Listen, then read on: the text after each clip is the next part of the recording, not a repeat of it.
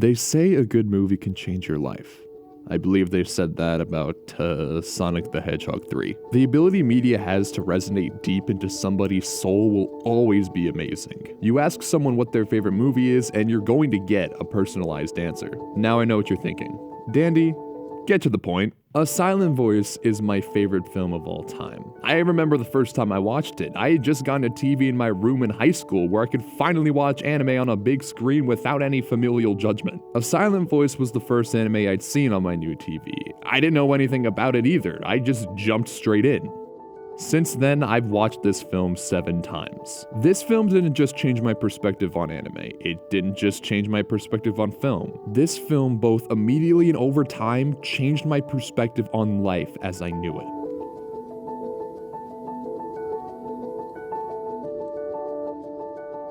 A Silent Voice, or Koi no Katachi, or The Shape of Voice, comes originally from mangaka Yoshitoki Oima. She was born to a mother who served as a sign language interpreter, which was her inspiration for writing A Silent Voice. It was written as a one-shot in 2008, where it won Best Rookie Manga in Weekly Shonen Magazine. It, however, wouldn't see any sort of serialization for years to come due to the nature of its content. The one-shot itself was eventually published in Beisatsu Shonen Magazine while Oima was currently working on the manga adaptation of Marduk Scramble, but prolonged legal battles kept any long-term serialization from happening. Eventually, the manga and its content was reviewed and supported by the Japanese Federation of the Deaf, finally allowing for serialization of the series in full under Weekly Shonen Magazine, where it ran from 62 chapters across 7 volumes from 2013 to 2014. Commercially, it saw more than 2.5 million copies in circulation, and critically, it went as far as winning the Tezuka Osamu New Creator Prize. Its acclaim led to an anime film adaptation, first announced in the manga's final chapter. This story would now be in the hands of Kyoto Animation and under the direction of Naoko Yamada. Kyoto Animation is known for taking ordinary life and making it extraordinary in some way. Yamada had a specific style that she coined through her other directorial roles like in Keion and Tamako Market before, and Liz and the Bluebird and the Colors Within after. This style focuses on showing characters as they are and presenting the story in a way that encourages the viewer to sympathize for characters and their thought processes. Interestingly, Yamada prefers focusing on female protagonists, which made it a challenge directing A Silent Voice and its male protagonist. With that in mind, she tried thinking through the lens of a boy seeing the film and asking if they could see themselves acting in the way Yamada is portraying on screen. To go along with Yamada's vision, they got musician turned up-and-coming anime composer Kensuke Ushio on the music, creating a duo that would end up working together for years to come. The talents on deck put together the film adaptation for A Silent Voice, releasing in Japan on September 17, 2016, and rolling out international screenings over the next year. It very quickly was seen as a revered piece of art. Coincidentally, Your Name had also released around this time, and even the man himself, Makoto Shinkai, claimed the film to be a fantastic piece of work that even he wouldn't be able to replicate. A Silent Voice rolled in the praise, both from legit critics to the dozens of video essays with thought-provoking analysis and/or personal stories about how the film touched them, including this one. But let me set the stage first before going too deep. The film starts with a teenager named Shoya backing out of a suicide attempt. The clock winds back 5 years to show that he was a fucking dickhead and bullied a deaf girl. The progression from Shoko's arrival to the class slowly turning against her is one that grows with every inconvenience and boils over to an aggressive bullying campaign. It goes from typical bullying to something way worse when Shoya decides to throw her hearing aid out the window and look, the music is really good, but why is this the song that we're playing right now? Eventually, the tables turn on Shoya, and he gets bullied just as harshly. It doesn't feel like he got what he deserved. His transition to an outcast is just as sad, especially as the situation continues to bring out the ugly sides of Shoya. With that understanding, we go back to the present, where it's now clear that this is going to be a tale about Shoya's redemption. Can we be friends? Is that an option? Whoa! I harp on this backstory because, one, it's the foundation of the one-shot and by extension the entire story, but also because the scars that are left from this period of time will play a role for the rest of the narrative. The film makes clear how it's going to be presenting itself from here on in, which is good because oh my god, the way this movie is presented synergizes effortlessly with the story it's trying to tell. Its detailed presentation has been largely lauded, but let me say it again, the people that made this movie were artistic geniuses beyond our comprehension. Those Those that have seen the film are familiar with its game, like how Shoya's anxiety is articulated to the viewer. You have X's on everybody's face to dictate how he's closed off everybody around him. This paired with both well-structured shots that depict a lonely feeling and through POV shots that feel like they're being framed at a realistic perspective that takes his anxiety into account. As his journey continues and he musters the courage to open up more and more, every X that gets peeled off someone's face revealing an unjudging expression says enough for that feeling of relief. There's also more nuanced forms of symbolism through the form of flower language. I don't know a thing about flower language, but some people do. Either way, that addition adds artistic meaning to moments and characters in a way only film can. And the music, oh my boy, the music. The score is very quiet. There are quirky ways in which this music was produced that give it its sound, like how songs like LVS were recorded by putting a microphone inside the piano. The score isn't loud often, yet it softly conveys themes of pleasantness, despair, tension, and many other moods without drastically changing how it sounds. A Silent Voice's audio and visual components make it a subtle spectacle. The only thing that could hold it back was if the story sucked, but it doesn't. As stated, this story focuses on Shoya's redemption, but I'd argue the importance of Shoko in her own journey isn't that far behind either. They drew the short end of the stick, and they have to live now as seniors with what happened to them as 6th graders. Shoya is a shell of the fearless punk he was, now ruled by his anxiety. So many guys in particular that I've known have seen this movie, especially those that have experienced anxiety in some way, resonate with Shoya in his depiction of anxiety so much that it's unsettling. And I get that feeling as well. Even through his redemption, he's trying to justify his own existence. In the face of his misery, he tries to live for Shoko, to make things right, and that intention pushes him to inadvertently think about himself more and more, leading into relationships and group dynamics that give his life more meaning. This is part of the heart of the story. Another major part is Shoko. She is one of the most pure and innocent characters you can find. She wants to do the kind thing, and never does she consider acting in a way that would hurt others, except for one moment of anger from her that she very quickly apologizes for. She attempts to remain positive, but she herself is actively marred by the bullying she experienced, not just by Shoya, but throughout her entire life, ultimately leading her to believe that she was the problem. Even so, being around Shoya changes her for the better. She starts to really reach out beyond her meek shell. There's a point where Shoko decides she wants to do things a little differently, and that same day she happens across Shoya. She can't hold her feelings to herself any longer. Say it. Please say it. She said it! Oh my god, please. Please don't fuck it. Please don't fuck it. The moon? It is pretty, isn't it? No!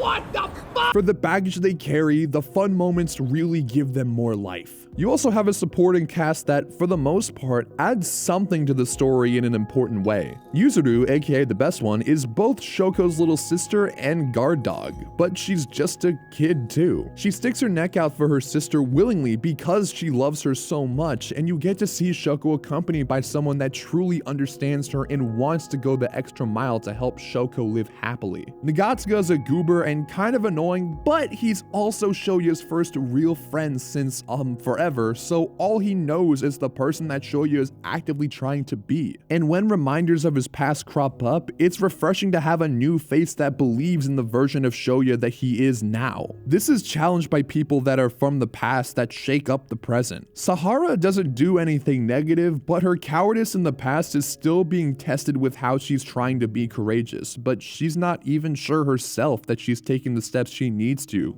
Miki, you know, we'll get to Miki in a bit. Naoka is easily the most divisive character in the film. You see her harm Shoko both as a 6th grader, but even worse as a high schooler, and it's infuriating. All I wanted to do the first couple times I saw this movie was beat the ever-living shit out of this bitch. But after my 4th or 5th viewing, I started to get it. She lived with the events of the past, believing that Shoko broke everything up, and if she wasn't there, Shoya wouldn't have ever been bullied and spiral into the place he is now. Her blame towards Shoko, I don't think justifies her actions in any way, but it's surprisingly laid out to the viewer where you can kind of see where her head's at. That's something that's really impressive about this movie. Characters aren't judged based on their morality. What A Silent Voice does is make you really believe in what these characters are thinking. All these plot points forged how these characters thought about the world and each other, and with that excruciating amount of thought put into the story, it's hard not to get sucked in.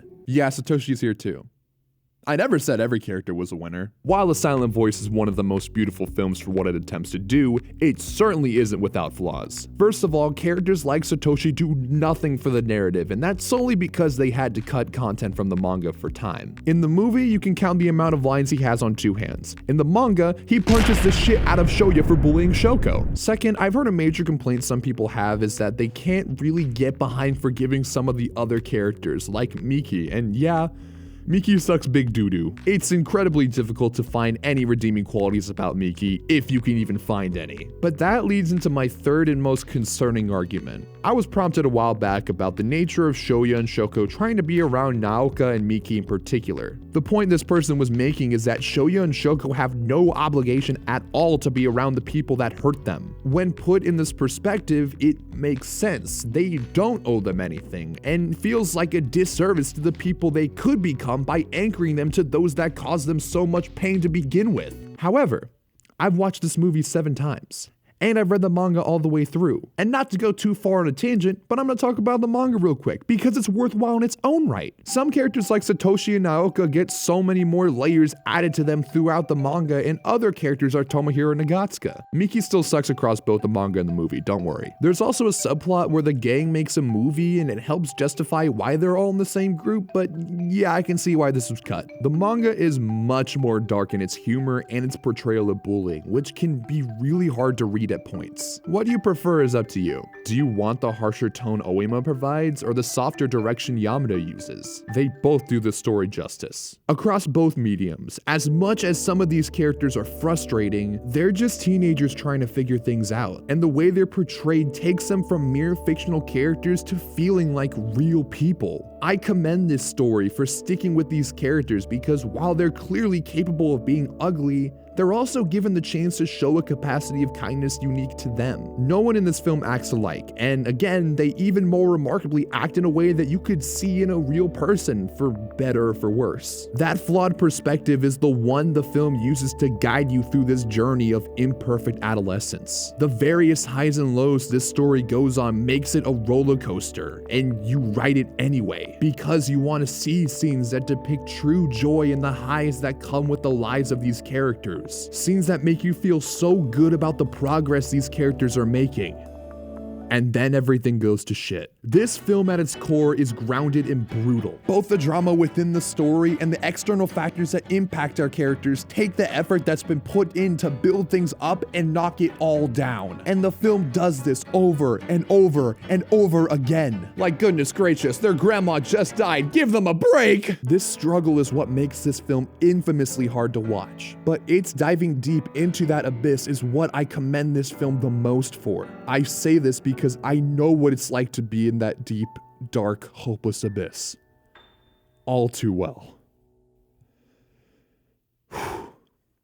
Some time ago, I was in a sprawling, confusing state of mind where my own depression and anxiety led me to spiral deeper and deeper. In that awful state, I ruined relationships to the point where at my lowest, I was so paranoid, alone, and sad. I was so low that I thought I was wrong for existing, and I thought I was done.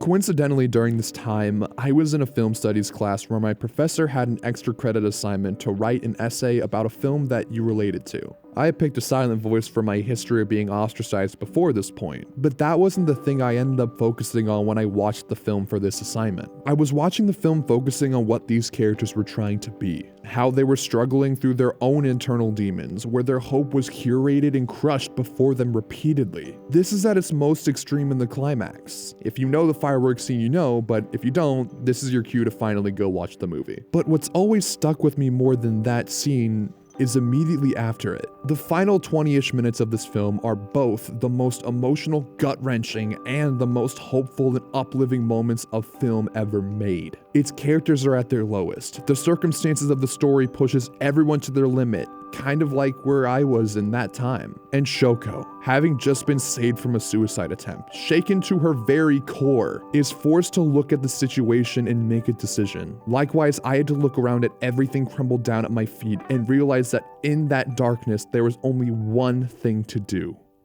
move forward.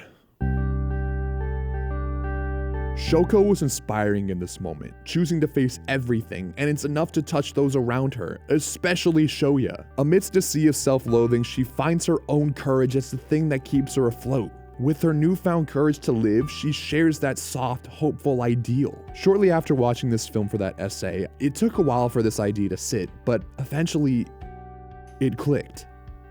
I got up, not knowing if I really could, not knowing where the hell I'd be going, but finding my feet taking those steps because of the courage in my heart. I moved forward more and more every day. As I did, my personal understanding and appreciation for a silent voice took shape. The koi fish is the key to all of this. The koi is supposed to represent determination, and like flower language, its symbolism is intended to represent the larger meaning of the story. This is a painful movie to watch where characters are dragged at their lowest and it isn't fair, yet they still try for themselves and each other, even if the road forward seems insurmountable. I was hoping that maybe you could teach me how to live. It was with that view of life that I approached everything from that point on. I ended up opening my heart to the people and things that in turn built me up, and when bad days inevitably came, I still kept going because of the resolve that I had built. I don't think the me from back then could imagine I'd get up and be the person I am now, but it's a testament to the message I received from this film. Life is as cruel as it is beautiful. You are capable of experiencing life and overcoming anything in your way. Even if you yourself can't believe that, still try, even if it's just one small step at a time. You can change. Start now. It's not too late. In the final moments of A Silent Voice, Nyoka decides to throw one last jab at Shoko, and she has the perfect response. Moron. Moron. Moron. After everything, it felt nice to have a joke like that as we wrapped things up. It's indicative of the way they see each other as they all do their best to move forward, and that drives the point home one last time. As Shoya's arc comes to a close, he's found his redemption, forgiving himself in the process, and who he is now is evident in how he finally opens himself up to the rest of the world. When I first watched this film in 2019, I didn't know that film was able to have a deep, intimate connection with the viewer. This isn't an easy watch by any means, but I think it's a worthwhile one. And that's why I kept coming back to this film every year for the past 7 years. Its flaws are more apparent now, but its strengths still shine blindingly bright. A Silent Voice is about finding hope in a place you'd think you shouldn't be able to. It's finding the strength to forgive yourself and give yourself the grace to heal. That idea in mind will allow you to reorient your perspective of things and see things with the same grace and love that you see in A Silent Voice, and through all of that, find yourself in a place you could never imagine.